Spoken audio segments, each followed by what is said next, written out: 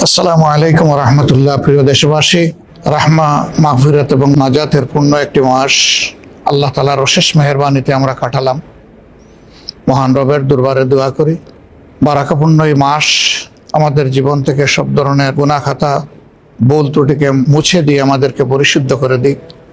মহান মাবুদের নৈকট্য হাসিলের জন্য এই মাস হোক আমাদের উসিলা, এবং আল্লাহ রাব্বুল আলামিন সর্বোচ্চ বিনিময় হিসেবে জাহান্নামের আগুন থেকে আমাদেরকে বাঁচার পথ এ মাসের উসিলায় তৈরি করে দিন, এবং জান্নাতের জন্য আল্লাহ তাআলা আমাদেরকে কবুল করুন। বিগত 15.5 বছরের প্রচণ্ড দুঃশাসনের পর এবারকার ঈদ জাতীয় জীবনে একটি নতুন মাত্রা নিয়ে হাজির হয়েছে।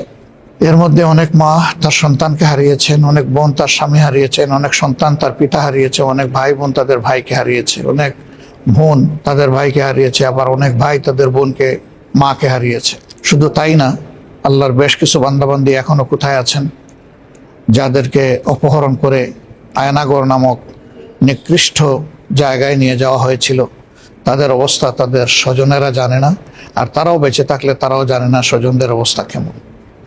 মহান রবের দরবারে দোয়া করি, জুলুমের শিকার হয়ে দুনিয়া থেকে যারা বিদায় নিয়েছেন, আল্লাহ তাদের সকলকে শহীদ হিসাবে কবুল করুন।